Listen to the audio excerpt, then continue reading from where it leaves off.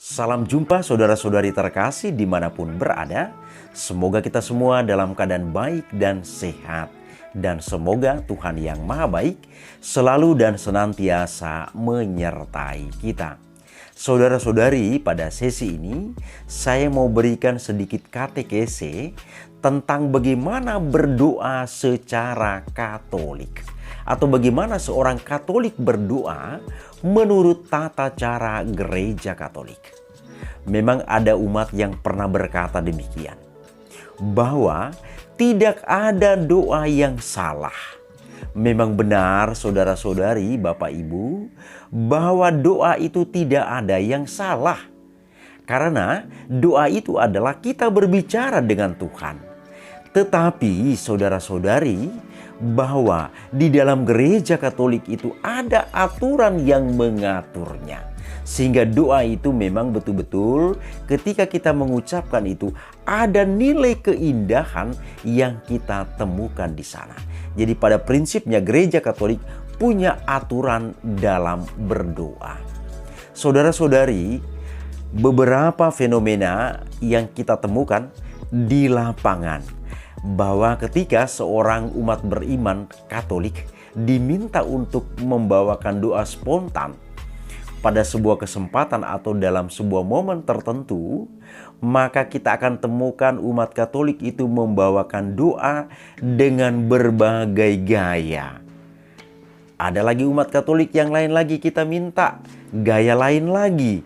Nah, hal ini tentunya barangkali ditemukan gaya berdoa seperti ini dari tempat yang lain, kemudian dibawa masuk ke dalam gereja Katolik. Padahal sesungguhnya gereja Katolik tidak memiliki gaya berdoa demikian. Nah, ada beberapa catatan yang saya buat di sini. Pertama, saya beri gaya berdoa itu disebut dengan campur sari. Kenapa?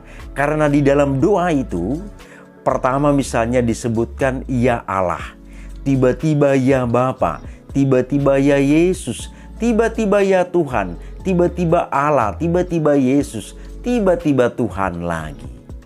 Nah, jadi banyak sebutan yang diucapkan dalam doa ini atau doa itu. Dan rumusan penutup dari doa itu adalah dalam nama Yesus Kristus atau dalam nama Yesus kami telah berdoa dan mengucap syukur. Ini hal yang pertama. Hal yang kedua, doa itu ditujukan kepada Allah Bapa. Allah Bapa di surga, kami bersyukur kepadamu, dan seterusnya. Kemudian rumusan terakhir dari doa ini adalah dalam nama Yesus Kristus atau dalam nama Yesus kami telah berdoa dan mengucap syukur. Nah, kemudian hal yang berikut, doa itu ditujukan kepada Yesus. Tuhan Yesus Kristus kami bersyukur kepadamu, dan seterusnya. Kemudian rumusan terakhir adalah dalam nama Yesus kami telah berdoa dan mengucap syukur. Doanya kepada Yesus, kemudian terakhir dalam nama Yesus kami telah berdoa dan mengucap syukur.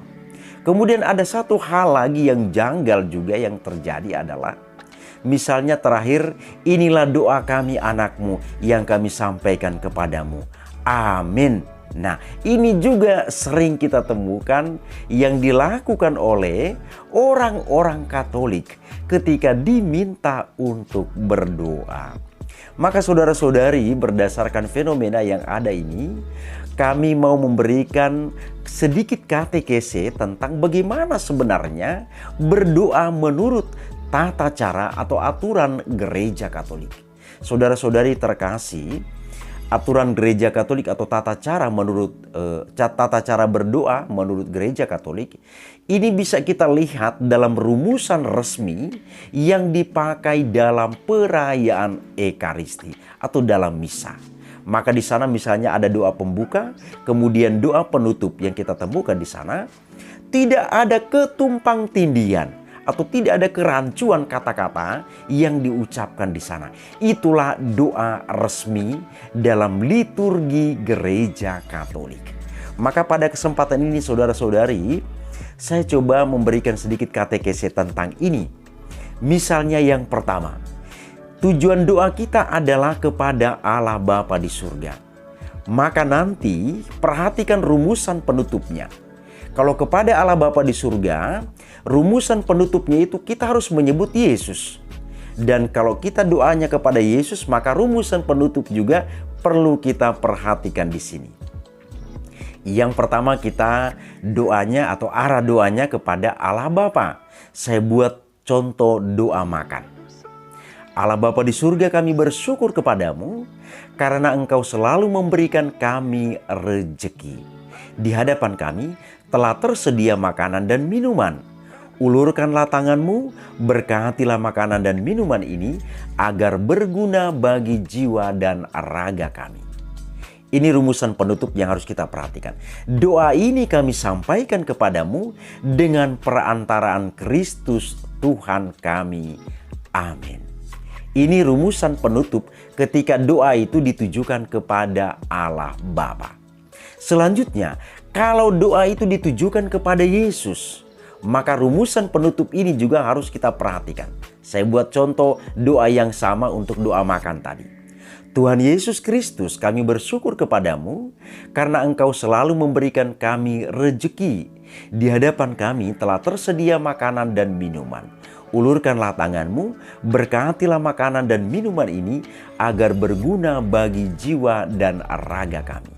Doa ini kami sampaikan kepadamu sebab Engkaulah Tuhan dan pengantara kami. Amin. Nah, inilah rumusan yang dipakai dalam doa Katolik. Nah, selanjutnya saudara-saudari, kita juga bisa menggunakan rumusan penutup dari doa ini dengan menggunakan rumusan Trinitas. Rumusan Tritunggal, Bapa, Putra, dan Roh Kudus. Nah, kalau doa itu ditujukan kepada Allah Bapa, saya ulangi kembali doa tadi. Allah Bapa di surga, kami bersyukur kepadamu karena Engkau selalu memberikan kami rejeki. Di hadapan kami telah tersedia makanan dan minuman. Ulurkanlah tanganmu, berkatilah makanan dan minuman ini agar berguna bagi jiwa dan raga kami. Doa ini kami sampaikan kepadamu dengan perantaraan Kristus Tuhan kami yang hidup dan berkuasa bersama dengan Engkau dalam persatuan dengan Roh Kudus kini dan sepanjang segala masa. Amin. Itulah rumusan Trinitas ketika doa itu kita sampaikan kepada Allah Bapa. Selanjutnya saudara-saudari, jika doa itu ditujukan kepada Yesus, saya ulangi doa yang sama tadi. Tuhan Yesus Kristus, kami bersyukur kepadamu karena Engkau selalu memberikan kami rejeki. Di hadapan kami telah tersedia makanan dan minuman. Ulurkanlah tanganmu, berkatilah makanan dan minuman ini agar berguna bagi jiwa dan raga kami. Doa ini kami sampaikan kepadamu sebab Engkaulah Tuhan dan pengantara kami yang hidup dan berkuasa bersama dengan Bapa dalam persatuan dengan Roh Kudus kini dan sepanjang segala masa. Amin. Inilah saudara-saudariku terkasih, tata cara berdoa menurut aturan Gereja Katolik. Jadi itu bukan karangan Albert, tetapi itu adalah tata cara atau cara berdoa yang diatur secara resmi dalam Gereja Katolik. Dan itu kita temukan dalam liturgi gereja ketika perayaan Ekaristi dilangsungkan atau ketika kita menghadiri perayaan Ekaristi. Saudara-saudari, semoga katekese singkat tentang doa Katolik ini bermanfaat bagi kita dan kita bisa meninggalkan kebiasaan kita yang kita bawa dari luar supaya kita menyesuaikan diri dengan tata cara berdoa dalam Gereja Katolik. Semoga bermanfaat bagi kita. Terima kasih, Tuhan memberkati.